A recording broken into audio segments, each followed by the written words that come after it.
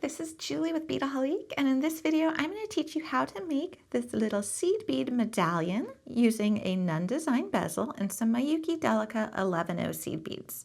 Now this one is part of a project where I went ahead and I color blocked this beading chain to make a necklace, and there's another video showing you how to do that. Now for my beads, I've chosen to use one of our exclusive Beadaholique color palettes because they're all coordinated. The designers here picked them out so that all the beads are going to be guaranteed to work well together, which is nice. So I'm going to be using this wonderful kind of Marigold honey palette. The one I've already done is using this green palette, and I just wanted to show that there are other colors available at Beadaholique, and everything you see here can be purchased at beadaholique.com. So let me show you what you're going to need. You're going to need the beads. Now I'm going to take some of these down here. I know I'm not going to need that many of each one. And I'm going to be using 4 different colors of beads, going from the darkest on the outside to the lightest in the center. Of course, you can switch that up if you want. What's nice about this particular project here is there's a lot of ways you can alter it, adapt it, customize it. Like you could have filled this entire beading chain with seed beads. You can make the medallion just one color, really whatever you want to do. All right, so now we've got our beads in front of us.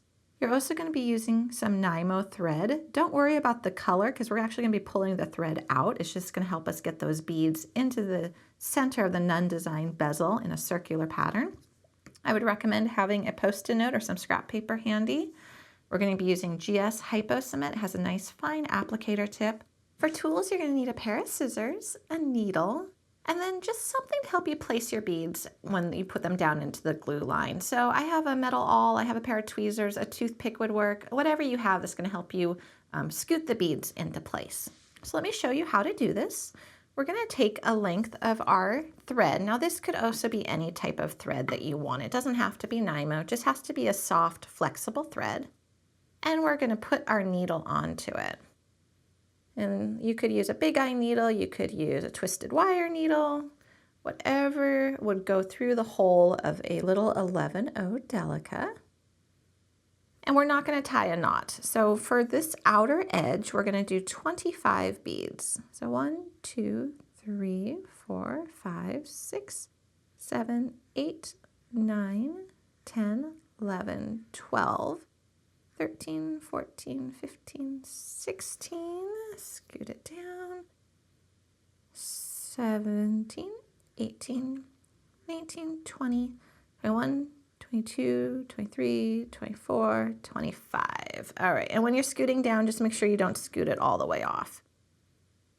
Okay, so this is what we've got thus far. And now we're gonna go ahead and you can either, if your thread is long enough and you think you might be able to reuse it for the next segment, you can go ahead and just cut it here and leave the needle on it, or you could just take off the needle. So we got our little segment of beads, and now we're going to create a glue line. Now I like the GS Hypo Cement for this particular project because it has a nice fine applicator tip. So what we're going to do is we're going to make a little glue line on the inside edge of the bezel setting. And this is a little Nunn design bezel. So we're not going to overdo it, but we definitely want glue all the way around on that outer edge. And now we're going to take our beads, and we're going to carefully lay them down into that glue. And this is where a little tool comes in handy. Just kind of scoot them.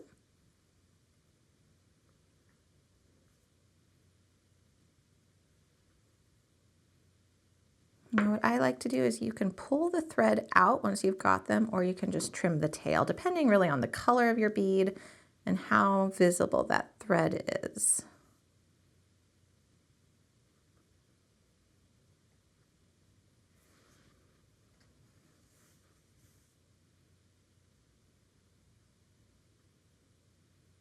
Now when you get down here, you might find you have an extra bead. Like I think I have an extra bead on here for how these particular beads curved. That's okay, just kind of get rid of that guy. Okay, just scoot them in place. Like I said, you can try to pull that thread out if you want. I would recommend holding your beads down like that. If you do that, you can also just trim your thread tail.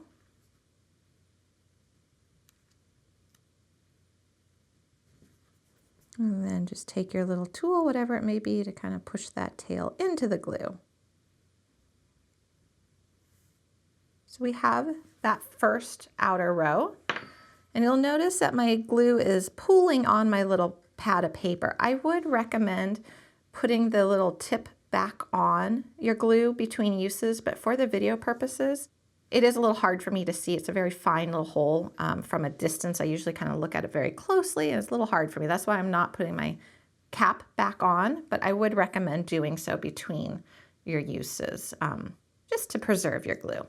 All right, so now we're gonna do the second row, and we're gonna do 16 beads of the next color in our palette, the next darkest. So 1, 2, 3, 4, 5, 6, 7, 8, 9, 10, 11, 12, 13, 14, 15, 16.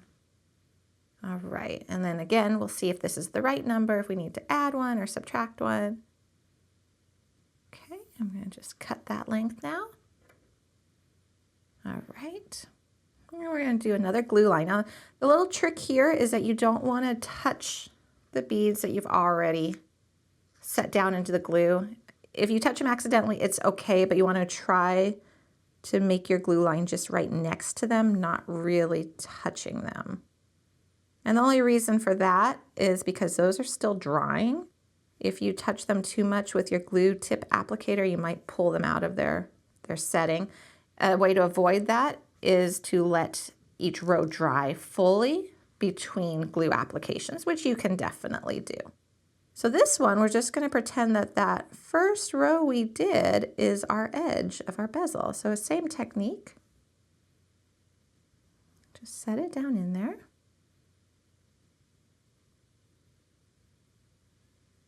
And again, if you want, you can trim that tail. And set that in there.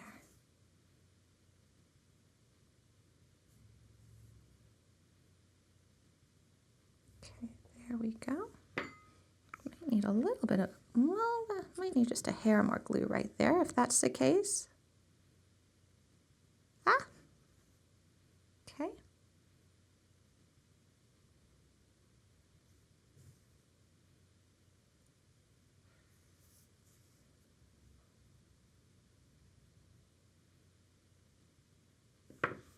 And now I'm just gonna carefully, you know what? I am not going to trim that tail. If you run into this where it's kind of popping up a little bit, I would recommend trimming this tail once it's all dry, because I actually have to lift it up out of the glue line to trim that tail.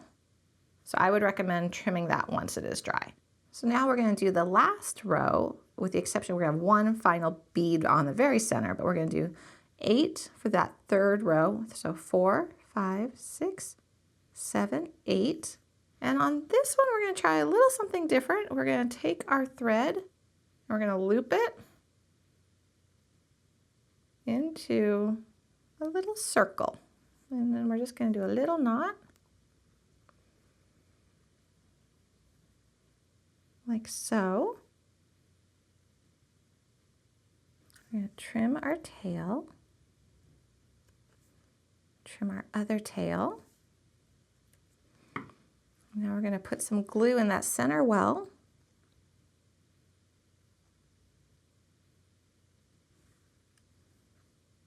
And now we're just going to very carefully pick up this little guy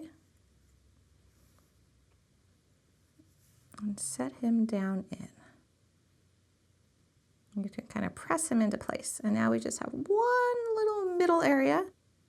And I am going to just put a little cream bead in it. And we put glue in that center well. We filled it all up. So now there should be glue already there for this guy. And pop them in.